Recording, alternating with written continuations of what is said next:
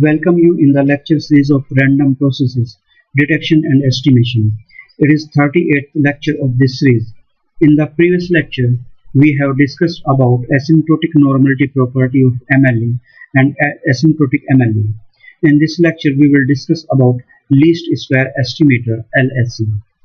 The outline of this lecture are least square approach and linear least square. In the objective of this lecture, you will able to explain why least square estimator is used. Now we start with the introduction. In the previous lectures, we have attempted to find an optimal or nearly optimal MVUE.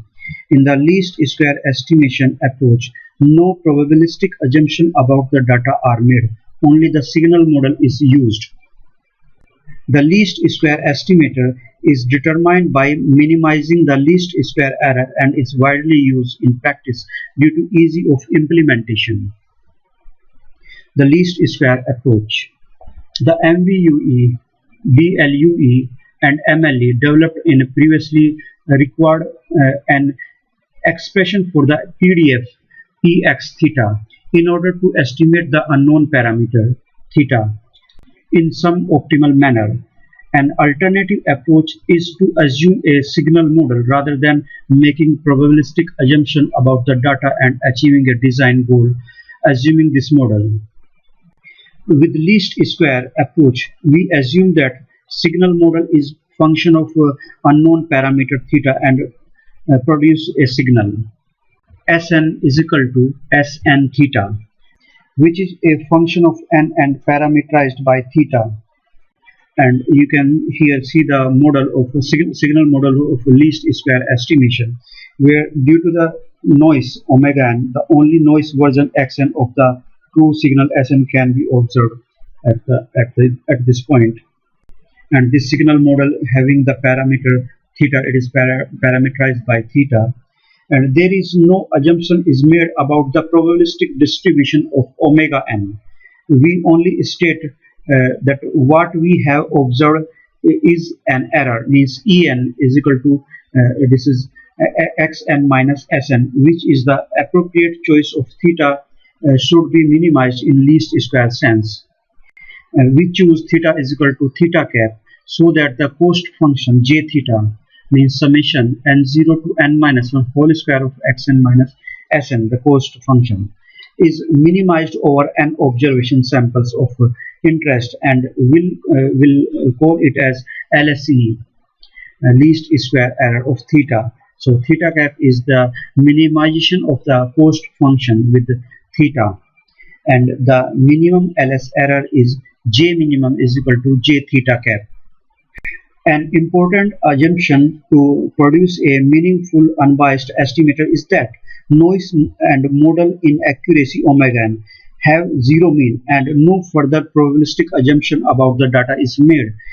LSE is valid for both Gaussian and non-Gaussian noise, a problem that arises from assuming the signal model function Sn rather than the knowledge of Px theta PDF is the need to choose an appropriate signal model. Let us take one example. Consider the observation Xn arising from the DC level signal model. Sn is equal to Sn theta is equal to theta. Xn is equal to theta plus omega n. This is the signal model, and this is the signal Sn is equal to Sn theta is equal to theta, where theta is unknown parameter to be estimated. Here we know the cost function j theta is equal to summation n0 to n minus 1 whole square of xn minus Sn, and it will be equal to summation n0 to n minus 1 whole square of xn minus theta, because the value of Sn is theta. And on differentiating with respect to theta and put it is equal to 0, del j theta by del theta with theta is equal to theta cap is equal to 0, and it will be minus 2 summation n0 to n minus 1 xn minus theta cap is equal to 0.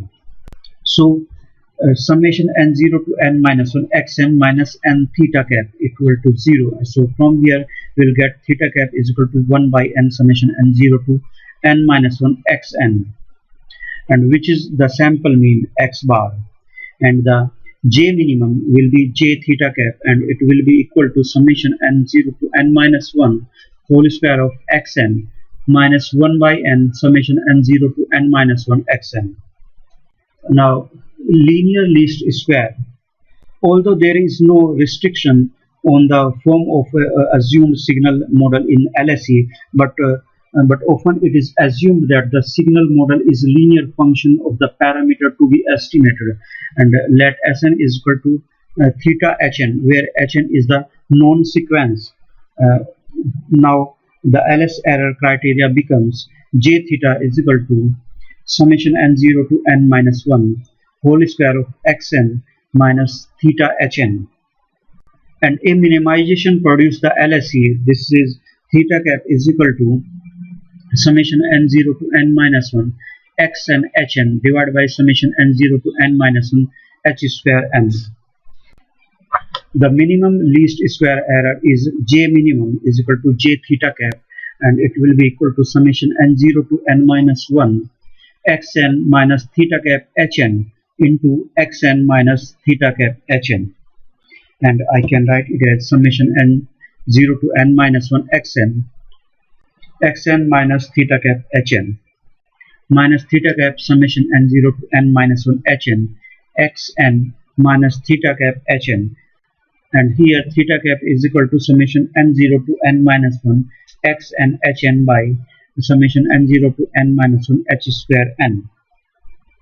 And this the value, so this part is 0, and the J minimum will be equal to summation n0 to n minus 1 x square n minus whole square of summation n0 to n minus 1 x n Hn divided by summation n0 to n minus 1 x square n.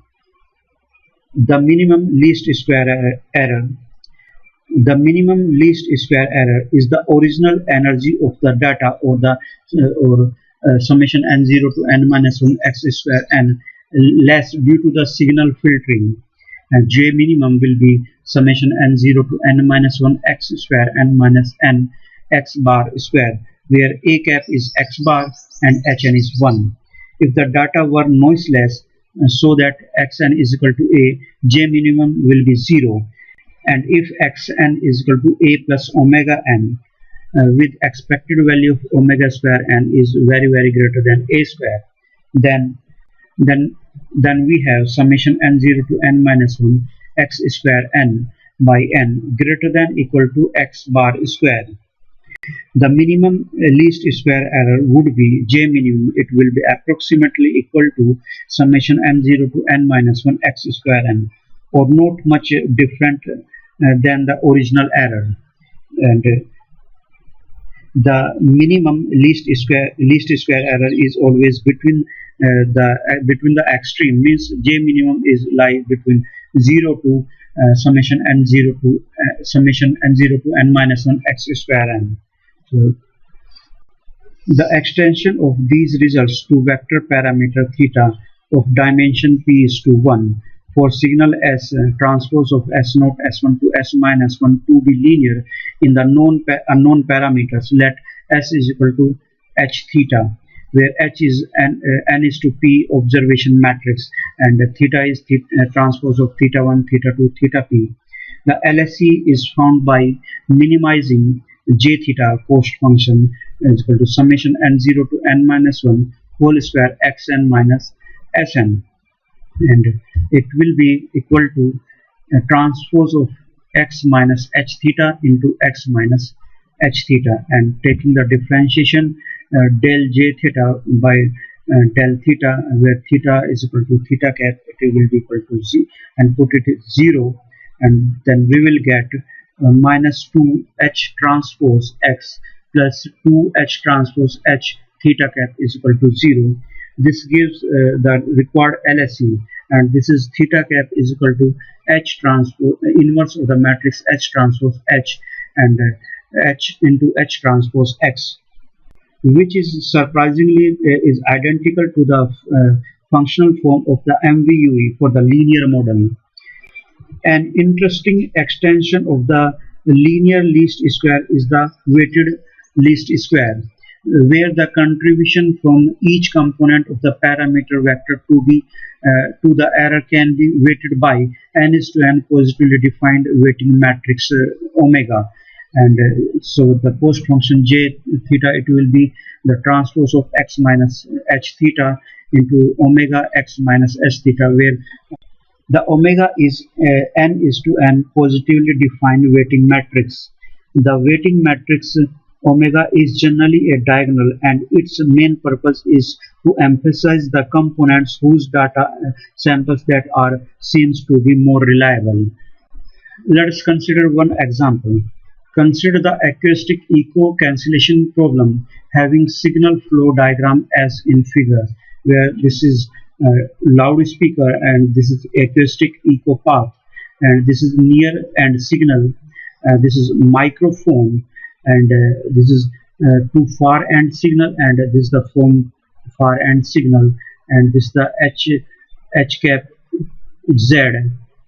So that how linear least square approach can be used for estimating the required echo path impulse response. Here you can see the output vector at the microphone. The output vector at the microphone, it is y is equal to uh plus v.